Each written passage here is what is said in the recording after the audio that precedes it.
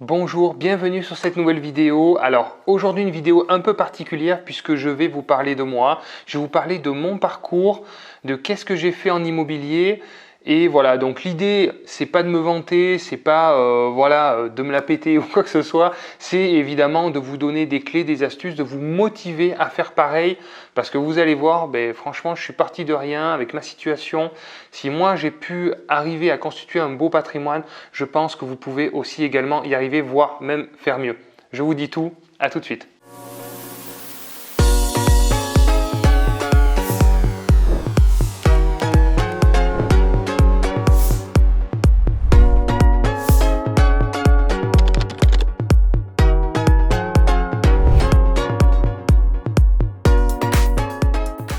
Bienvenue, donc aujourd'hui une vidéo vraiment à la cool, je vais parler un peu comme ça vient, je vais vous raconter un petit peu mon histoire pour ceux qui ne me connaissent pas très bien, je vais vous dire d'où je viens et qu'est-ce que j'ai fait concrètement en immobilier.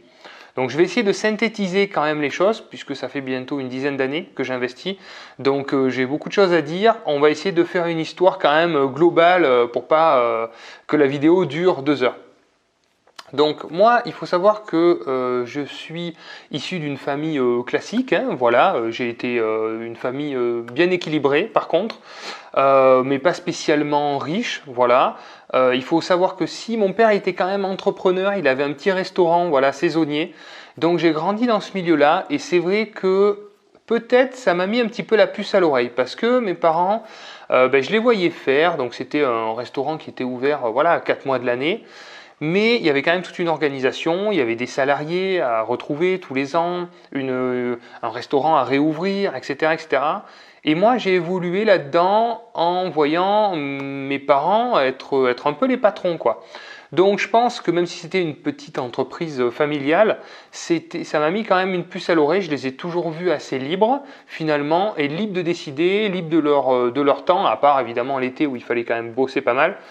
Mais je pense qu'inconsciemment, ça m'a donné quand même quelques pistes qui après m'ont, on va dire, empêché ou j'ai eu du mal en fait à devenir salarié par la suite. Donc voilà, donc enfance très convenable, très correcte, voilà. Après, ce qui s'est passé, c'est que moi, je savais pas trop quoi faire, donc je me suis lancé dans la restauration pour reprendre effectivement le petit restaurant de mon père, mais au final, ça m'a pas plu du tout, je l'ai pas repris parce que la restauration, c'est très compliqué. On travaille les week-ends, on travaille tard le soir, on est là pour servir les gens qui s'amusent. Donc ça m'a quand même très frustré au début. Donc voilà, disons que ce métier-là, je l'ai fait 3-4 ans. Après, j'ai vite arrêté parce que je voyais les gens s'amuser, faire la fête, les week-ends. Et puis moi, j'étais là en train de bosser jusqu'à minuit, 1 heure du matin, quoi. Donc c'était un petit peu dur. Après, ce que j'ai fait, c'est que j'ai repris un peu les études. J'ai fait des études d'aide-soignant. Voilà, donc ça m'a beaucoup plu parce que c'est un métier qui est très humain, où il y a de vrais échanges et donc je me nourrissais de ça en fait parce qu'on aide un peu les gens, on a des vrais retours sincères et ça c'était vraiment très puissant. Ça m'a beaucoup plu, mais malheureusement c'est un métier qui est quand même sous-payé, c'est un métier quand même difficile où on fait beaucoup d'heures, ça demande physiquement pas mal, psychologiquement aussi énormément, avec beaucoup de contraintes, etc. etc. Et donc effectivement, c'est pas un métier que j'aurais pu faire je pense toute ma vie, voilà. Et donc, comment j'en suis venu à investir dans l'immobilier? Tout simplement par le fruit du hasard. Hein, voilà. C'est lors d'une discussion, tout simplement avec une collègue qui avait investi, qui m'a dit tu devrais investir dans l'immobilier, c'est intéressant. Et voilà, une discussion classique. Je suis rentré chez moi, j'ai calculé, j'ai regardé combien coûtait un appartement, combien ça pouvait se louer, et effectivement, je me suis rendu compte que ça pouvait être autofinancé. Donc à l'époque, j'optimisais pas les biens comme j'ai optimisé les biens aujourd'hui. Donc pour moi, rien qu'un autofinancement, je trouvais ça extraordinaire. Je me suis dit, mais c'est quand même dingue. On peut emprunter de l'argent à la banque, c'est le locataire qui rembourse, et au final, ça ne nous coûte rien, et on gagne du capital tous les mois qui est remboursé. J'ai trouvé ça incroyable. Donc une fois que j'avais compris ça, je suis quelqu'un d'action par contre dans mon tempérament. Donc je suis vite passé à l'action, donc j'ai vite cherché un bien. Donc je suis tombé sur voilà, 2 T2 dans une petite résidence. Bon, l'idée c'était de prendre un petit appartement pour commencer parce que j'avais quand même beaucoup de peur, beaucoup de doutes. Je pensais pas trop que c'était faisable. Et donc j'ai trouvé ces 2 appartements à la place d'un. C'était soit le prix de un, c'était 65 000 € l'un. Et si on achetait les deux, au lieu de faire 130 000 €, elle les faisait à 120 000 € je crois. Et donc effectivement, on a tenté une négociation à 105 000 € et là c'est passé. Donc c'est là où je me suis dit, waouh, super. Du coup, les deux pour, voilà, avec une belle négo, ça faisait même pas 50 000 € l'appartement. Donc c'était des T2 avec garage qui étaient bien placés, du stationnement, bien agencé, agréable à vivre, balcon. Enfin voilà, je voulais prendre quelque chose de simple et de facile pour me rassurer au début. C'était vraiment l'objectif. Donc j'ai commencé par ça. Et ça s'est bien loué. Donc là, c'est moi qui ai fait les travaux. J'ai fait un coup de peinture avec des copains. Alors, je suis nul en travaux, donc ça faisait un coup de propre. Mais franchement, il fallait pas trop regarder parce que c'était pas nickel nickel. Mais ça m'a pas empêché de le louer très facilement, très rapidement, au prix où je l'avais estimé. Et donc, bon, j'étais vraiment très très surpris. Je me suis dit, mais c'est incroyable. Et les locataires payaient tous les mois et ils continuaient à payer. Parce qu'au début, quand on n'investit pas, au début, on se dit, mais est-ce que les locataires payent? Mais oui, les locataires payent quand même, heureusement. Donc, effectivement, j'ai laissé passer un petit peu de temps. J'ai laissé passer presque 2 ans pour être sûr que ça se passe bien.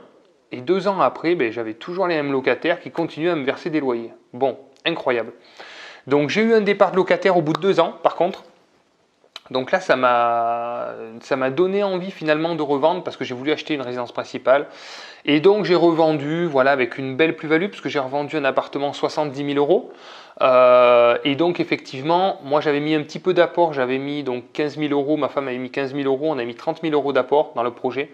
Et donc finalement on n'avait que 70 000 € de crédit. Voilà.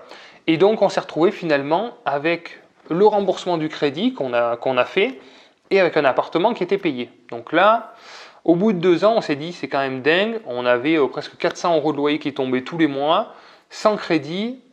Là, ça m'a fait un déclic. Voilà. Donc là, effectivement, j'ai acheté ma résidence principale, voilà. Et après, on est vite reparti à l'action pour acheter un petit immeuble de rapport. Donc voilà, donc ça a été un petit immeuble. Là, c'était 4 appartements avec un prix de 220 000 €, voilà, tout compris, un petit peu de travaux, enfin pas grand chose, déjà de quasiment loué en fait entièrement, 3 appartements de loués sur les 4, et après, donc très rapidement, on est passé encore à un autre immeuble de 3 appartements, et voilà, et après ça a été parti, en fait, ça m'a donné goût, voilà, à investir, donc ça s'est très bien passé pour les 2 suivants. Après, qu'est-ce qui s'est passé? C'est qu'on a attendu. Il faut savoir que j'ai à peu près enchaîné les projets tous les 6 mois à 1 an, à peu près. Voilà. Alors, qu'est-ce qui a fait que ça a fonctionné? C'est que c'était des projets qui étaient en grande partie loués. Voilà. Donc, la banque, ça l'a rassuré aussi.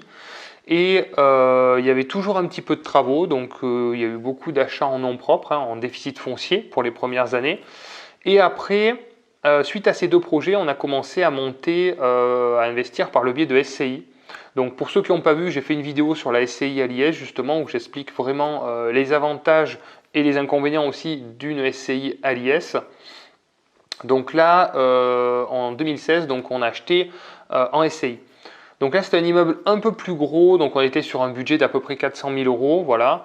Et là, il y a eu les premiers freins bancaires, voilà. Donc c'est là où je me suis un peu professionnalisé au niveau du dossier bancaire, parce que c'est ce qui fait qu'on peut continuer à investir en immobilier.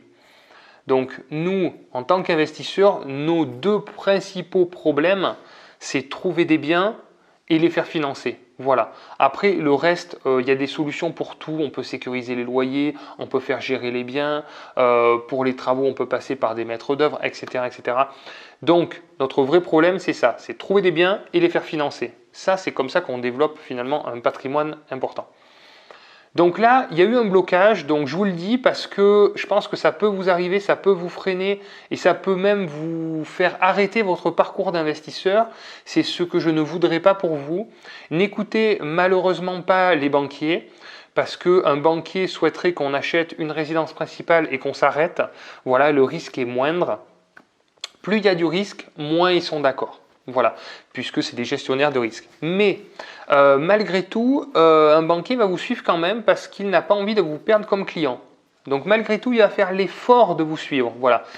Donc à ce moment-là, quand vous allez avoir un encours un peu plus important, vous allez avoir des blocages et donc celui-ci a été très dur à passer. On parle de palier, hein, voilà. Donc ce palier-là a été compliqué. J'ai dû me battre auprès de beaucoup d'établissements bancaires pour enfin trouver un établissement qui me fasse confiance, qui me suive. Et donc j'ai bien fait de faire ça parce que effectivement cet établissement m'a refinancé 2 autres biens dans la foulée, des locaux commerciaux et un autre immeuble de rapport à 450 000 euros. Voilà, donc acharnez-vous, ne lâchez pas. Et voilà, quand vous passez des paliers, après, c'est toujours beaucoup plus vert derrière. Mais il faut savoir que ce qui se passe derrière pour pouvoir aller le chercher. Donc surtout, le plus important, c'est défendre soi-même son dossier bancaire. Dans la description, vous pouvez mettre donc votre nom, vous avez un lien.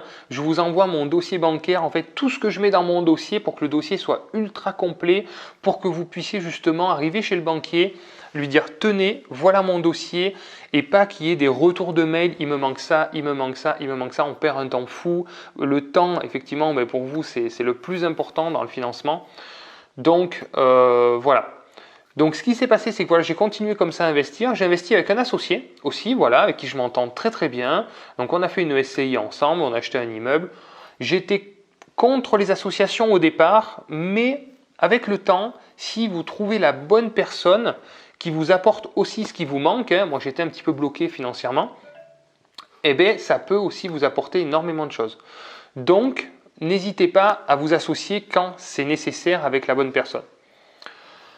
Donc mon parcours, voilà, ça s'est enchaîné comme ça, et effectivement, voilà, jusqu'à un an, actuellement c'est une 50aine. Bon, désolé les aléas de l'enregistrement, la télé vient de se déclencher au son de ma voix, donc je reprends la vidéo. Alors je vous disais donc, effectivement on parlait d'association, donc n'hésitez pas à vous associer si c'est nécessaire.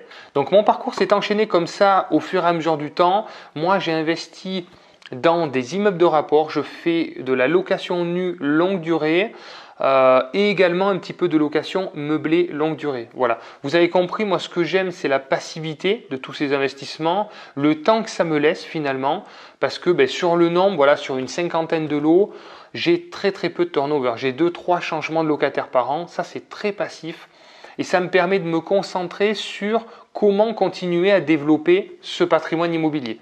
Voilà. Après, c'est effectivement un type d'exploitation qui convient aussi à mon secteur. Donc voilà, donc j'ai enchaîné comme ça et jusqu'à voilà, aujourd'hui, voilà, donc tout se passe bien. Je fais beaucoup d'opérations de déficit foncier, je fais aussi beaucoup d'achats en SCI à l'IS, voilà, avec l'impôt sur les sociétés qui permet justement de maîtriser sa fiscalité, et aussi quelques achats en meublé, donc sous le régime LMNP. Voilà, donc la réalité pour moi, c'est que effectivement, au fur et à mesure des investissements, on a eu des revenus complémentaires de plus en plus importants. On a eu un delta qui nous permet et qui nous a permis de disposer de temps. Alors, il ne faut pas non plus dire qu'on mène la grande vie, que voilà, on roule sur l'or.